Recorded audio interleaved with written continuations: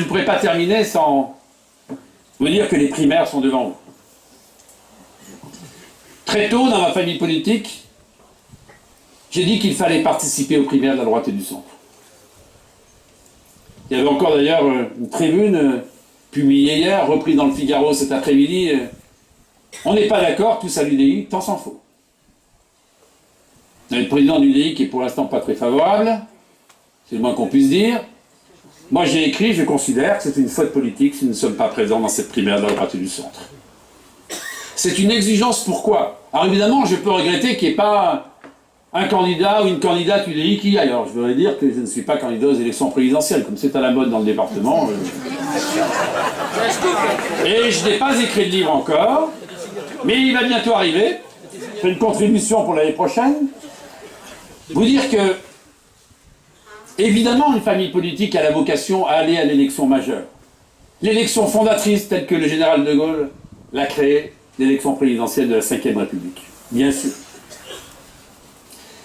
On n'a personne chez nous. Eh bien, écoutez, il y a des candidats républicains, eh bien, chacun fera son choix, mais il faut aller voter. Parce qu'en allant voter, mes chers amis, il y a combien de militants entre l'UDI, le MoDem, les Républicains? 300 000. Allez, comme dirait l'autre, bien pesé, comme disait ma grand-mère. Quand elle était à la boucherie, elle dit, vous en avez 500 grammes, il y en avait 450. C'était une bonne commerçante. 500 grammes, très bien, donc ça veut dire 300 000 militants.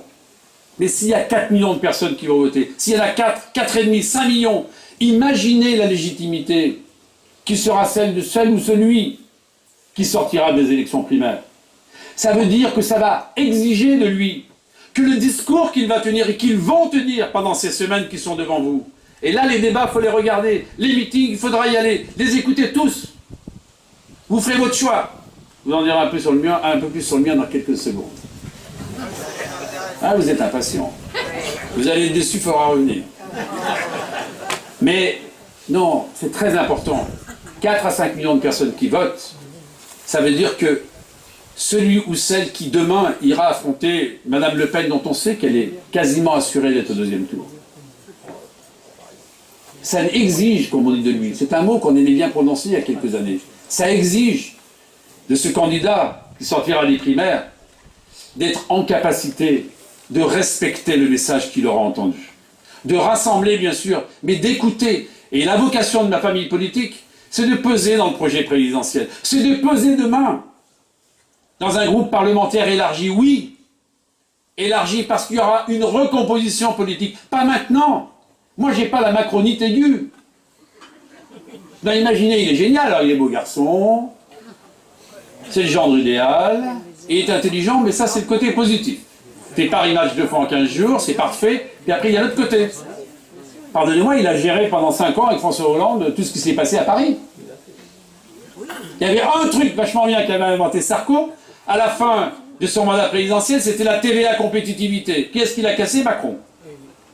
Alstom, je ne veux pas être violent, mais c'est encore lui. La loi qui porte son nom, il était là, il était présent. J'ai essayé, avec 3 autres députés, de construire, d'avancer. Sur toutes les propositions qu'ils ont faites. Il y en a une seule qui a été retenue. Rien d'important. Et donc, une recomposition ne peut pas se faire autour de lui. On doit rassembler tous ceux qui se retrouvent dans un espace central, avec nos amis républicains qui sont de l'autre côté, qui sont à droite, dans une alliance solide, respectueuse, efficace, de manière à ce que demain, on soit capable de gouverner. Parce que vous savez, Giscard, qui avait dit « je veux gouverner avec 2 Français sur 3 ». Il avait bien raison. Parce que le pays étant tellement ingouvernable, avec des transformations en profondeur que vous connaissez, des réformes si difficiles à faire, que s'il n'y a pas une assise large qui émanera des primaires et avec une majorité solide demain, et bien au bout de 4 mois, je vous annonce, la rue est là.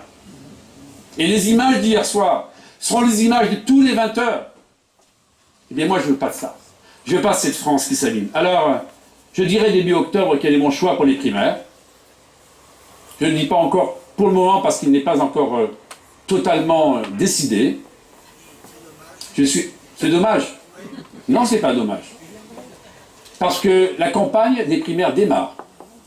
Parce que il faut aussi savoir ce qui va être dit par les uns et par les autres sur tous les aspects de la politique intérieure et extérieure de la France. Il y a des sujets de convergence, il y a des sujets où il y a des divergences fortes. J'ai fait passer tout à l'heure un certain nombre de messages. Et pardonnez-moi aussi, je suis le président d'un groupe dont je dois essayer de faire en sorte que, pas penser à moi, mais penser aussi au collectif. Tiens, ce mot collectif, c'est celui que j'ai employé pour vous parler, pour vous dire que ce département, et l'Eure-et-Loir et le sud du département en particulier, a bien avancé. J'aurais pu déjà aller solliciter tel ou tel, et je le suis, vous imaginez. Mais non. Moi, je vous parle avec mes tripes. Vous savez très bien que j'ai la chance d'avoir un métier. Je ne suis pas un professionnel de la politique à 100%, je fais mon boulot de façon professionnelle à 100%. Qui me laisse une telle liberté, une telle possibilité d'être ce que je suis. De ne pas aller chercher le Marocain ou telle chose, c'est pas le sujet. Le sujet, c'est comment on peut être efficace pour son pays.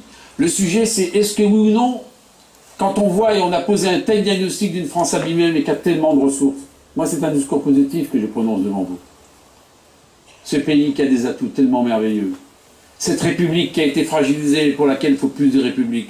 Cette République où il y a des réponses à apporter, je vous l'ai dit tout à l'heure, pour l'emploi, l'autorité de l'État, la jeunesse ou l'école. Eh bien, moi je vais m'engager dans les primaires, je le ferai avec énergie, avec enthousiasme. J'irai partout où on me demandera de le faire, mais j'ai une demande à vous faire, et je terminerai là-dessus. C'est vous qui ferez en sorte que cette présidentielle sera réussie ou sera un échec.